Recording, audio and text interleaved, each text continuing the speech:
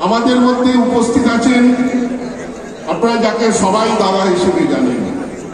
আমার মনে হয় পশ্চিম বাংলায় একটাই দিদি আর একটাই দাদা, দিদি শ্রীমতী মমতা বন্দ্যোপাধ্যায়, দাদা শ্রী সৌরভ গাঙ্গুলি। আমাদের মধ্যে শ্রী সৌরভ গাঙ্গুলি উপস্থিত আছেন। আমাদের প্রাক্তন ক্রিকেটার, এখন মন্ত্রী হয়ে গেছেন, দেখা হলে নমস্কার করতে হয়, শ্রী মনোজ তেওয়ারি।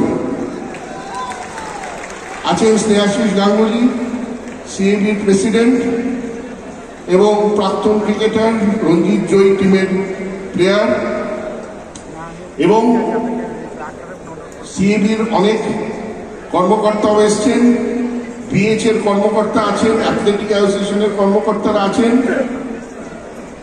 এবং সবার উপরে আছেন আমাদের সবার প্রিয় টুটু বসু, যে নামটা মোহনবাগানীদের মধ্যে একটা উথাল পাতাল করে দেয়। মনে হয় যখন সমস্যা তৈরি হবে আর কেউ না থাকুক, টুটুদা তো আছে, সমস্যার সমাধান করে দেবেন তিনি। সেই টুটুদা 90 সাল থেকে টুটু অঞ্জন জুটি একটা কথা হয়েছিল, যারা মোহনবাগানকে দিনের পর দিন নতুনত্বের পথে এগিয়ে নিয়ে চলেছিল। টুটুদার একটা কদিন আগে আমি একটা ইন্টারভিউতে দেখলাম, টুটুদা বলেছে যে দেবাশিস আর সৃঞ্জয় আমার আর অঞ্জনের থেকেও ভালো চালাবে। সেটা টুটুদার ভালোবাসার বক্তব্য। আমরা যদি টুটুদা অঞ্জনদার লোকের যোগ্য হতে পারি, সেটা আমরা সৌভাগ্য।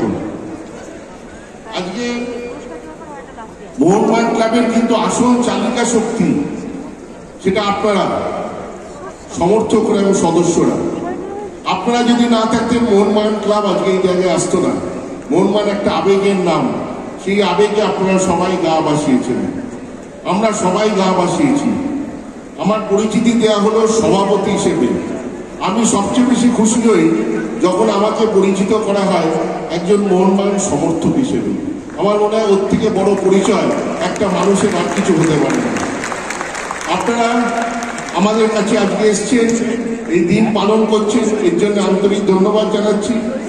একটা কথা আপনাদের বলি, এই যে ছেলেটি সৃঞ্জয়, এর সঙ্গে গত 2-2.5 বছর ধরে ডেফিনেটলি আমার একটা ভুল বোঝাবুঝি চলছিল আমাদের দুজনের তরফ থেকে, এবং সেটা নিয়ে অনেক গল্প, অনেক কথা চলেছে।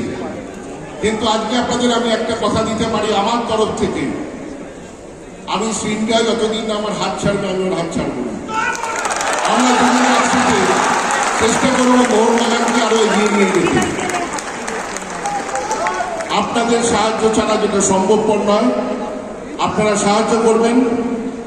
এবং যার কথা না বলে আমি শেষ করতে পারবো না, তার নাম হচ্ছে শ্রীমতী মমতা বন্দ্যোপাধ্যায়। তিনি যেভাবে আমাদের পাশে থাকেন সর্বক্ষেত্রে, তার জন্য তাকে আন্তরিক ধন্যবাদ জানাচ্ছি।